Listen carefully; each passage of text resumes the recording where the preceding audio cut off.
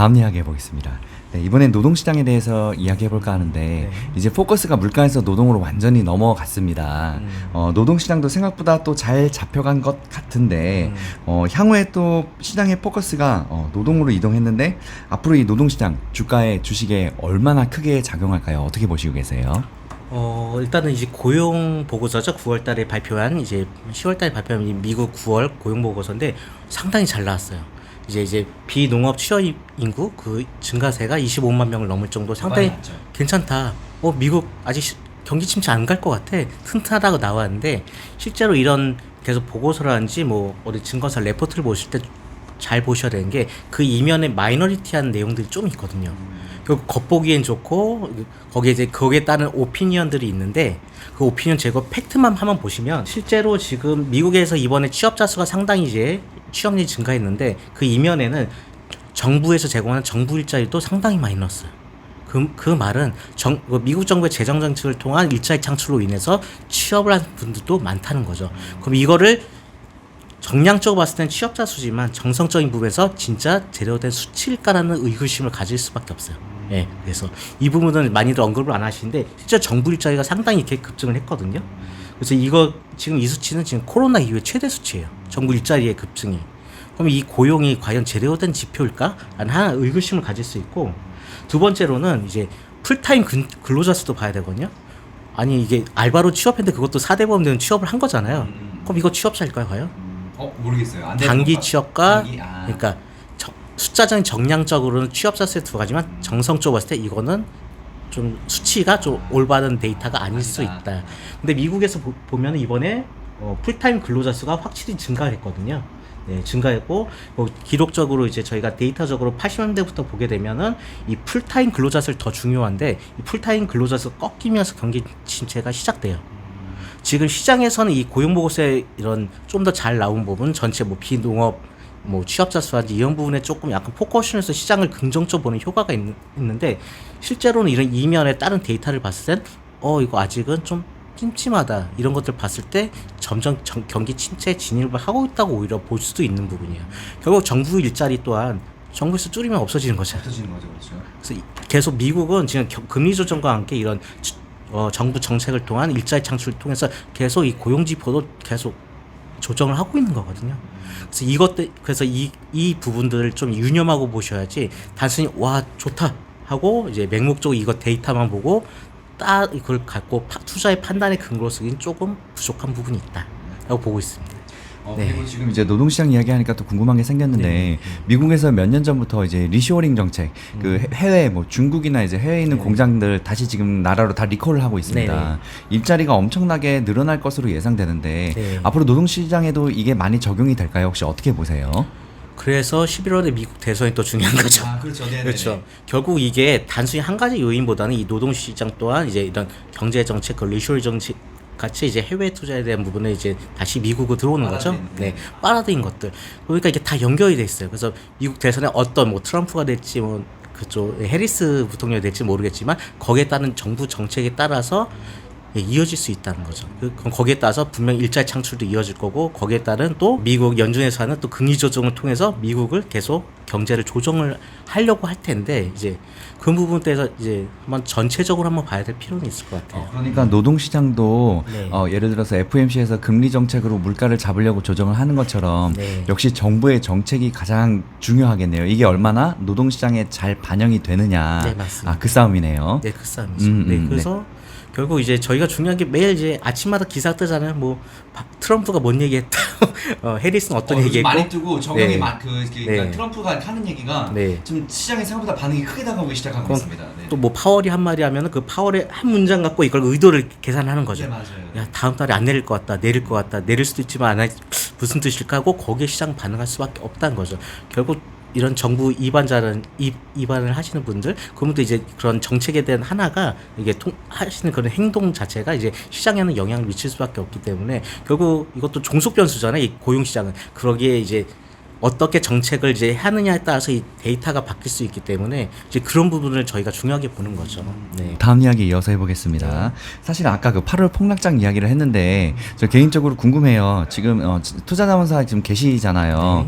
운용사는 아까도 얘기했듯이 개인은 뭐 주가가 많이 빠져서 반토막 났어 물타기 하면 되는데 네. 운용사는 이게 절대 안 되거든요. 들었어요. 네. 손절 라인도 있고 네, 맞습니다. 반토막 났다면 진짜 회사 망할 수도 있는 고객들 다 떠나갈 수도 있는 건데 이번에 8월 그 폭락 때 혹시 어떻게 그 리스크를 줄이셨나요? 아니면 그냥 다 이렇게 대응할 수 있는 방법이란 게 있을까요? 운용사들은 어떻게 주로 하셨었나요? 이제 그 하우스 매니저의 특징이라든지 그런 특색에 따라서 좀 다르긴 할 텐데, 궁금합니다. 네, 좀 스타일은 다 다르세요. 이제 큰 틀에서 보면 똑같이 이제 주식 운용하시고 뭐 채권 운용하시는 건데 그 하우스 혹은 매니저의 특징마다 조금 스타일은 다 다르시더라고요.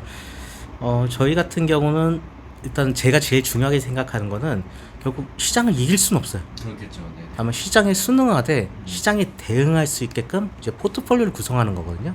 저희 같은 경우도 미국도 있고 중국도 있고 뭐 다 투자는 하고 있어요. 하지만 거기에서 이제 포트폴리오 조정하는 거죠. 미세적으로.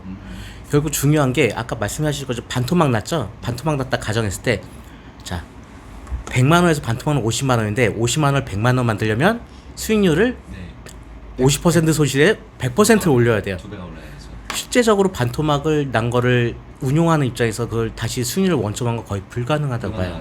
뭐 개인으로 투자하신 건 종목 하나 몰빵해야죠. 예, 전문용어로 존버죠. 네, 존버가 존버로 버티면 되는데 운용사는 그렇지 않고 운용하는 입장에서는 계속 포트폴리오 분산되면서 그게 깨져버렸다.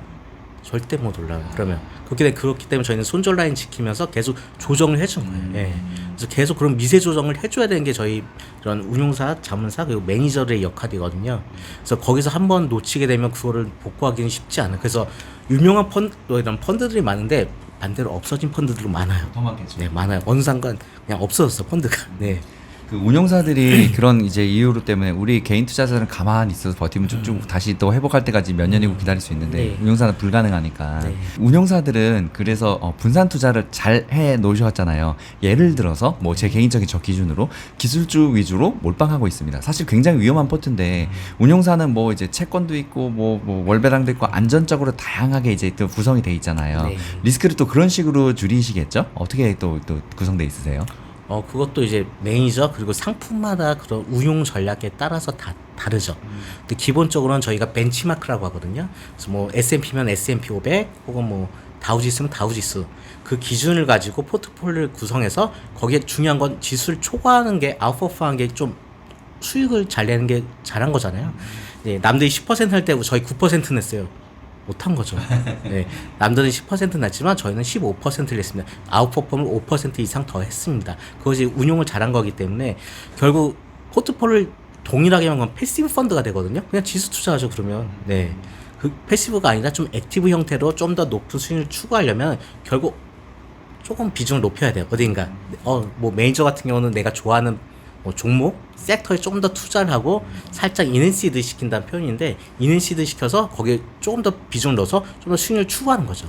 근데 이제 틀리면 네, 시장보다 좀 떨어지는 거고 근데 이게 그 매니저가 비율을 정확히 받고 좀 더 시장이 맞았다 그러면 그걸 초과한 성과가 날 수 있는 거고 근데 이게 계속 반복적으로 잘하는 매니저는 시장 대비 수익률을 상당히 올릴 수 있는 거죠.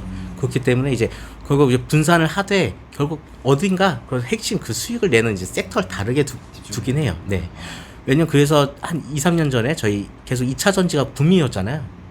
여의도에 그 누구도 그 코스닥 지수를 이길 수가 없었어요. 당시에는. 그치.